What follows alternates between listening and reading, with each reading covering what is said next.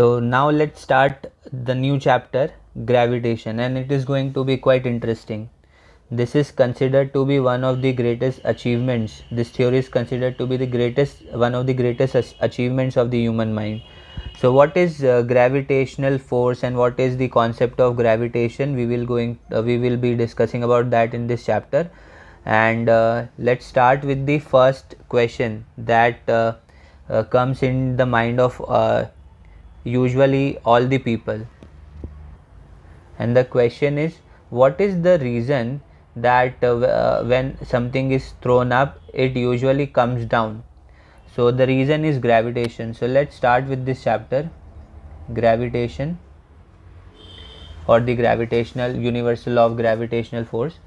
So what is gravitation? So before starting the concept of gravitation, let's first discuss quickly about a few historical things.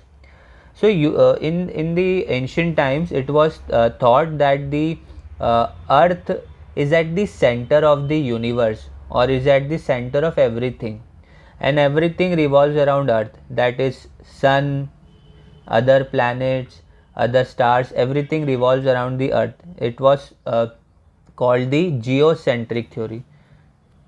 So initially what everybody thought is that earth is the center of the universe and everything revolves around earth.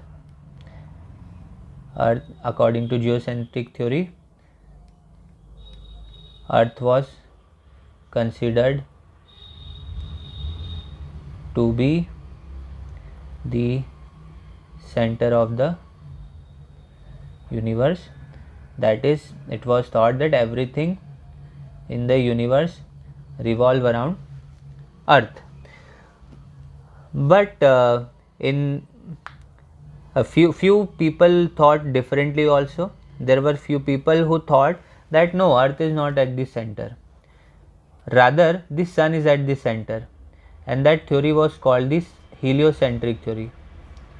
Heliocentric theory, according to which sun is considered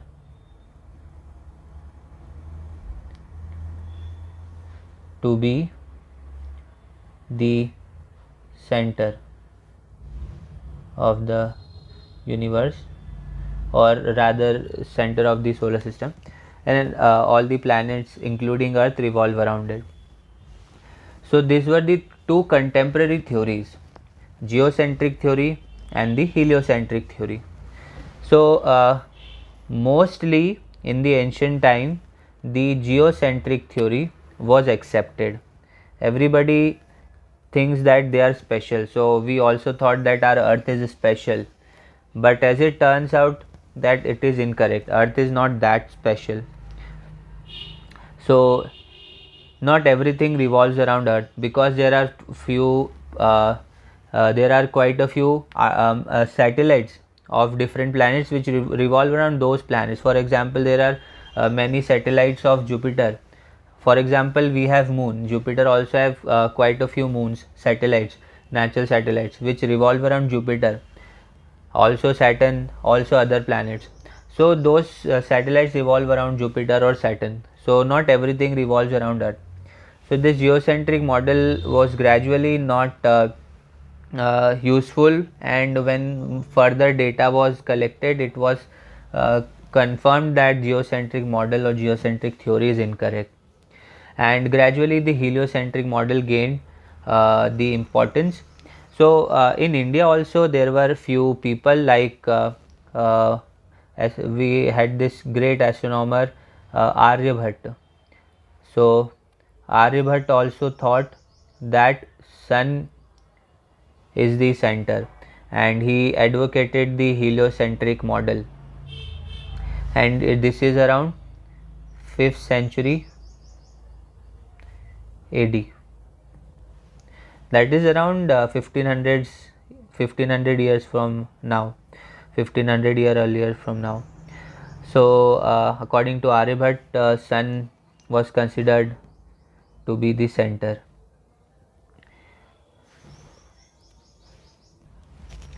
Aryabhatta even tried to calculate the distance of the sun and earth, distance of the moon and earth, and according to those time, those calculations were quite amazing. Aryabhatta is the same person who is considered to be the first person to use the concept of zero formally in his textbook. So the heliocentric model was proposed by Aryabhatta in India, and in Greece also there were people like Democritus and Aristarchus who proposed that the heliocentric model is correct, but in the ancient time it was not considered to be of much importance. Geocentric model was the crown jewel at that time, but then in around 1490s, or let's say around 1500s, one Polish person, Nicholas Copernicus, he proposed the heliocentric model, heliocentric theory. Then came Tycho Brahe in 1580s, 1590s. Tycho Brahe collected a lot of data, collected celestial data. So what celestial data? He collected the record of the motion of the planets, motion of the sun, motion of different stars. Then using that data, there was this scientist called Kepler. So in 1600s, Johannes Kepler again proposed the heliocentric model. Keep in mind that till this time geocentric model was the famous model. Then came in again in 1620s, 1630s, 1600s, Galileo Galilei.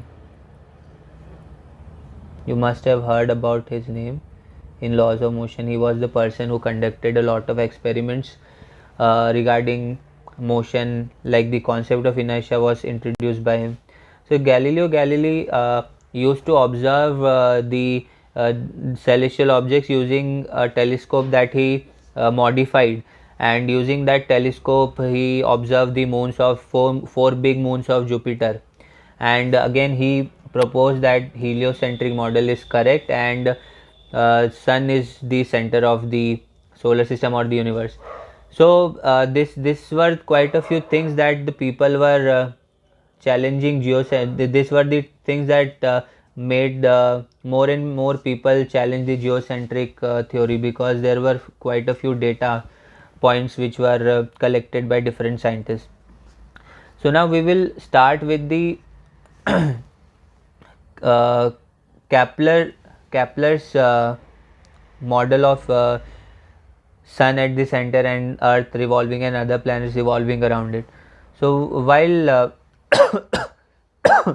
sorry, so while studying the data collected by Tycho Brahe, Kepler found out that there are few laws which are followed by all the planets which are revolving around the sun. So those laws later came to be known as the Kepler's law of planetary motion. So let's first start with the Kepler's laws of planetary motion. Kepler's laws of planetary motion. So while studying the data collected by Tycho Brahe, Johannes Kepler deduced three laws that all the planets followed. So therefore they were called the laws of planetary motion. So what was the first law? According to the first law of Kepler, all the planets revolve around the sun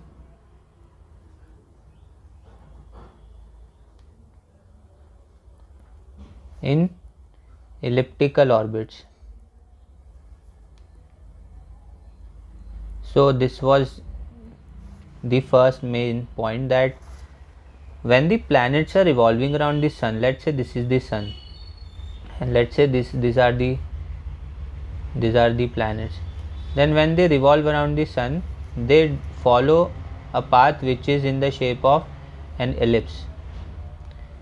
So according to Johannes Kepler, sun was at the center and the planets revolved around the sun in the elliptical orbits. Then according to the second law of Kepler, the planets sweep equal area in equal time interval. What does this mean? So let's say that the planet moves from this point to this point, initial point to this point, let's say in 50 days, so it will sweep some area, this area. Now let's take any other position. So let's say that the planet moved from here to here. Again, the time period is 50 days. Now again some area will be swept here, this area will be swept here. So according to the second law, the area swept in equal time will be equal. Let's say this is area A1, this is area A2. So if time period is same, then the area swept will be same. Now the third law, according to the third law, this is one equation. The average time period of the complete revolution, one complete revolution, so its square is proportional to the average distance of the planet from the star. A is the average distance of the planet from the star, so t square is proportional to the cube of the average distance of the planet from the star, that is a cube. So these are the three laws that were observed by given by Johannes Kepler, and he observed all these things by the data collected by Tycho Brahe. So all these things that we have studied till now, it is just the backstory, that initially people thought that Earth is the center, then people realized that no, Earth is not the center but Sun is the center. But again, it was not yet fully accepted. Till this point it was not fully accepted. Okay, around 1650s it was still not fully accepted. So the final nail in the coffin for the geocentric model came when Newton introduced his theory, universal theory of gravitation. So now we are going to start the discussion of Sir Isaac Newton. So Isaac Newton was a British man. He was born on 25th December 1642. Now obviously this 25th December 1642 is before the Gregorian calendar was properly introduced. So the date is different in terms of today's Gregorian calendar. Now, so Isaac Newton, the story is quite famous that he was once sitting under an apple tree, and apple fell onto his head, and then he realized that there is a force of gravity which pulls everything towards the earth, and then he discovered this universal law of gravitation. So no one knows whether this story is exactly correct, but yeah, one thing is for sure, that Newton was in a farm at the time, and it is probable that he saw an apple falling from a tree, and then he was obviously thinking about the reason behind it, and then the universal law of gravitation was formulated. So what is the universal law of gravitation? Let's start. universal law of gravity. I will use gravity and gravitation interchangeably. There is no difference in gravity and gravitation. If someone tells you that there is a difference between gravity and gravitation, then it is incorrect. There is no difference between gravity and gravitation. It's just that while saying the name, we tend to shorten it up. From gravitation to gravity, it is quite simple to say. That's why we often say gravity instead of gravitation. So it is simple that both of these terms mean the same thing. Okay, so don't get confused in that. So what is the universal law of gravitation? So according to Newton, what he observed is that every particle of matter in nature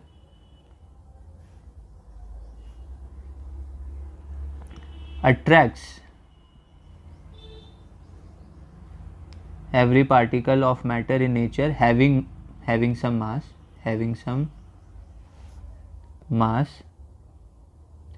attracts every other object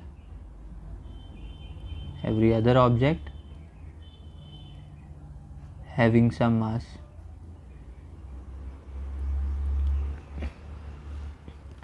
with a force F, which is directly proportional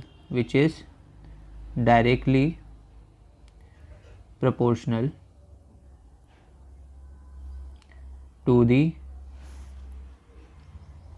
masses of the two objects and inversely proportional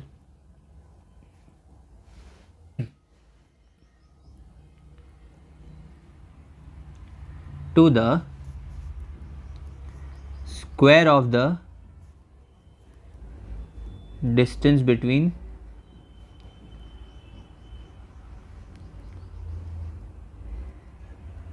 those two objects. In other words, we can write it like this: force of gravity is proportional to, let's say, the mass of first object, directly proportional to the mass of the second object, inversely proportional to the square of the distance between those two objects. That is, F is proportional to m1 m2 upon r square.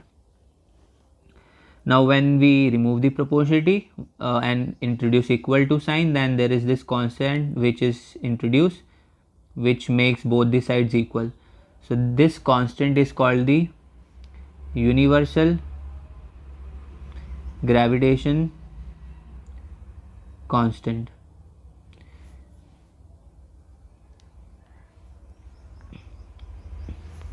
Its value is approximately 6.67 into 10 to the power minus 11 Newton meter square per kilogram square.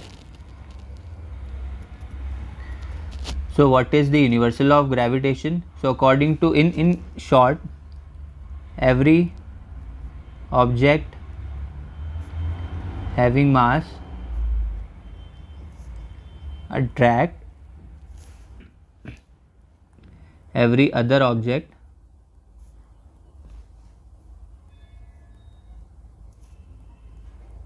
having mass. So according to the law of gravitation, all the objects having mass attract each other. So gravity is due to mass and it depends on mass and distance between them, like this.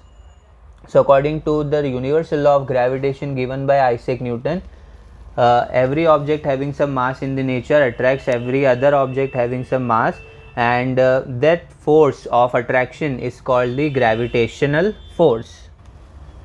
Let's write the characteristics of the gravitational force in order to better understand this. So characteristics.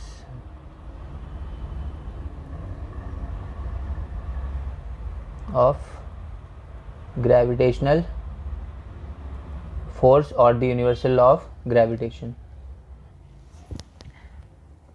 The first important point is that the gravitational force is due to mass. So this force is due to mass of any object. Second major point is that it is only attractive in nature. That is, gravitational force is only attractive in nature. There is no nature of repulsion in the gravitational force according to Newton's law. Then the third main point is that gravitational force is an inverse square force, or inverse, this universal law of gravitation is an inverse square law. So what does this mean? It means that the force is inversely proportional to the square of the distance. Now this is quite important to understand what does this mean. So let's say we have two objects having mass m1 and m2. Like here also, let me draw this. Let's say we had this mass is m1 and m2, and the distance between the centers of those objects was r. So let's say the distance is r. So let's say if I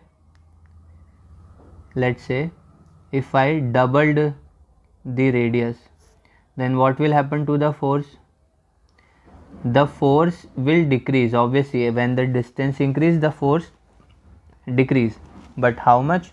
So when we double the distance, the force will become 1/4. Why? Because square of 2 is 4, so it will become 1/4. Now let's say we made the distance to be tripled 3 times. So what will happen? The force will reduce.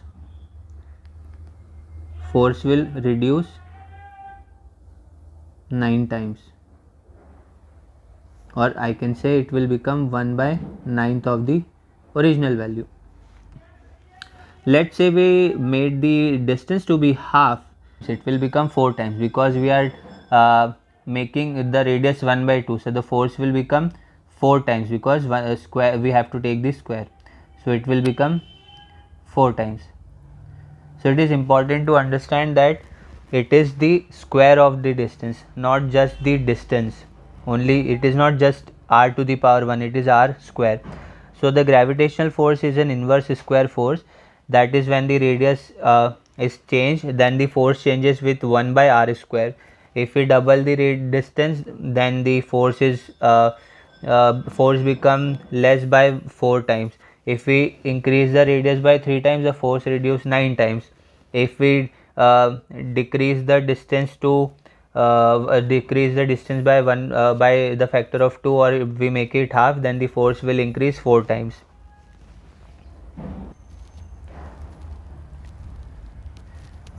Now the next important point is the force of gravitation is a conservative force. Now you will not be able to properly understand the concept of conservative force, but just to define the meaning or tell you the meaning of a conservative force, it is a force which is independent of path, or I can say the force in which the energy changes are independent of the path. So let me write it in another way. What is a conservative force? Force in which the work that is done is independent of the path taken. Let's take one example. Let's say this is the surface. Now you want to take an object from here to, let's say, this side here. So let's say you have different options. You can take it from let's take it like this, here to here. So you have different objects. You can go directly like this, you can go like this, you can go like this, you can take it like this. There are quite a few different options for you. So in which of the four options will the work done be more, or will you have to do more work or less work? So interestingly, in all the four cases, the work done will be same. Work done will be same in all four cases, or for that matter any path that you will take, the work done will be same. So when some forces have this property, then those forces are called the conservative forces. For example, friction is not a conservative force because it depends on the path. The more path you travel, you have to do more work in case of friction. But a gravitational force is a conservative force. Electrostatic force is a conservative force. Next major point is that the gravitational force is a universal force. Now what is the meaning of a universal force? This means it does not depend on any medium.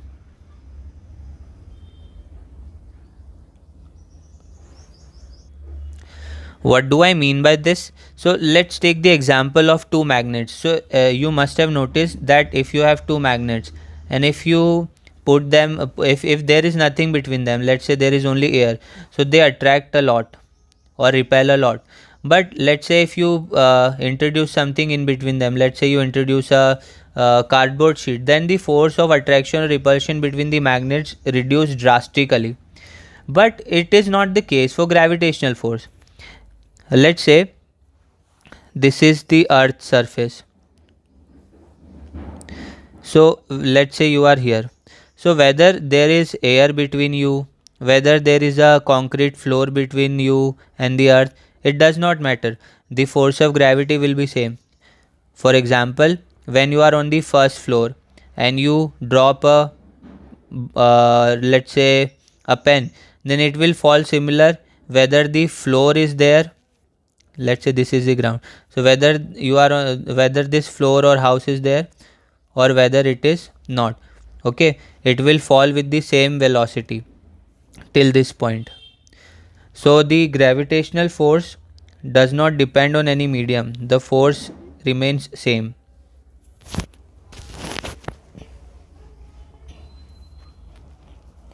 Next point is gravitational force is a very weak force.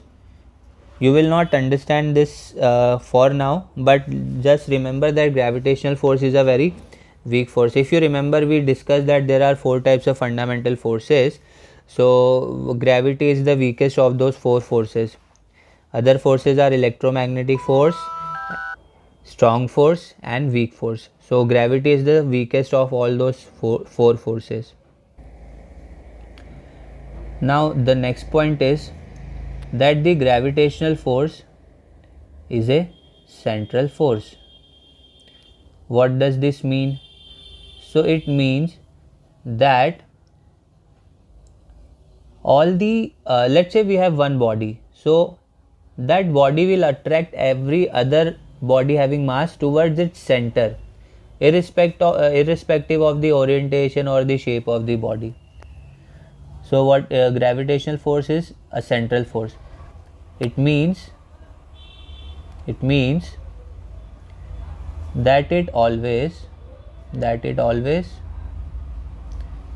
acts along the line joining the centers of the two bodies, irrespective of the orientation. That is, it always acts towards the center of the body. Gravitational force obviously follows the third law of motion, that is, gravitational forces between two bodies are equal and opposite. This is a very important point. Again, action and reaction pair. Every action has equal and opposite reaction. Third law of motion. But their acceleration is obviously different. Will depend on the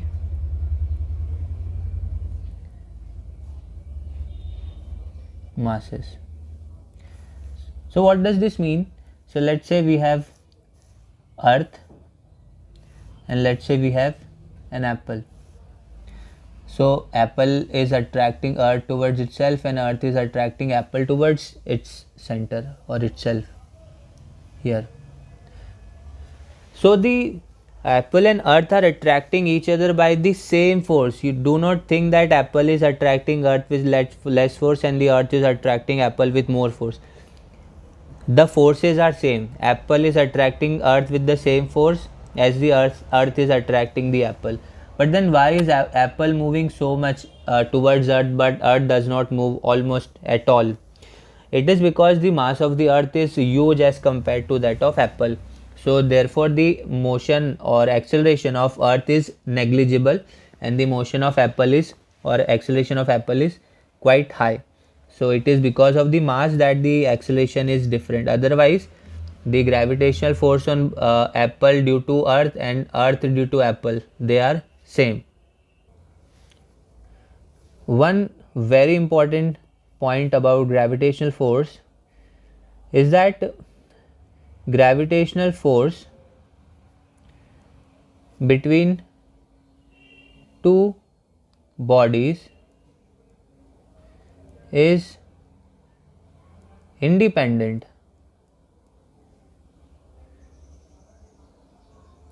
of the presence or absence of any other body. That is, let's say we have these two bodies and the force of gravitation between them is F, and let's say the same bodies are here but we have a third body also, then the force of gravity between these two objects will not change. Okay, if the distance and their masses are same, the conditions are same, so it does not matter whether you have any object here, any particle, other particle here or not, the force will be same for both the cases. So it does not matter that whether there are other bodies around it, the force between two bodies will remain same. Okay, it does not depend on the force because of the third body, it does not depend on the presence or absence of the other body. Next point is that we can apply the principle of superposition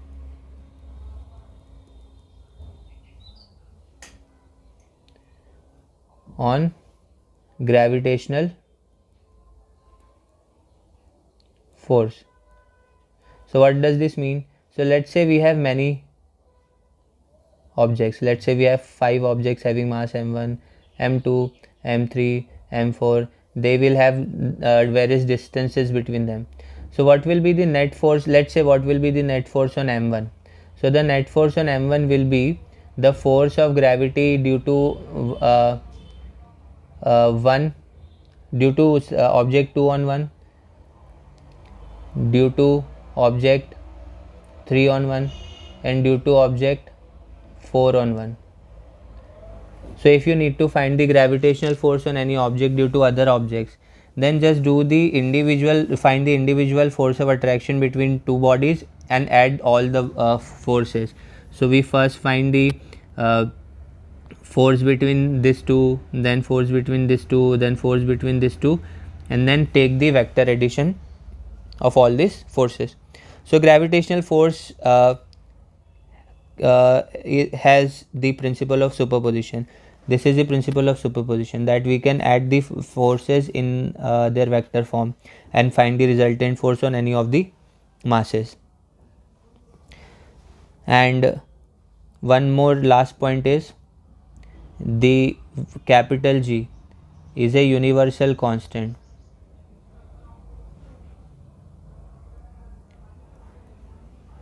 because its value is same everywhere in the universe, in all conditions.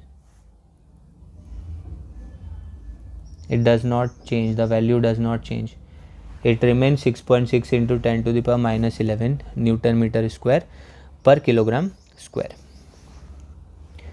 Now let's also try to write the vector form of the gravitational force. So let's write it here. Vector form of gravitational force. So this is force of gravity, this is only the magnitude, G m1 m2 upon r square, this is only the magnitude. But we know that force is a vector quantity. So when we take the vector form, so this tells us about the magnitude, this is the magnitude, this r cap tells us about the direction. As we know that the direction will be here, either here or here, because the gravitational force is a central force, so it only acts along the line joining the centers. So r cap, and now we can write r cap, this is a unit vector which is equal to r vector upon the magnitude of r. So we can write it like this also, m1 m2 upon r square, r vector upon r. In other words, the force of gravity in vector form can be written like G m1 m2 upon r cube, this r and this r square, into r vector. Okay, so just do not get confused in any of the notation.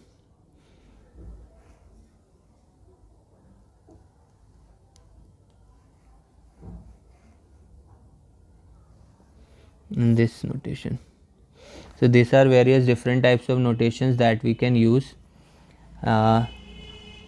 This is only the magnitude, this is a form in which magnitude and direction both are there, magnitude and direction both are there. So this is the vector form of the gravitational force.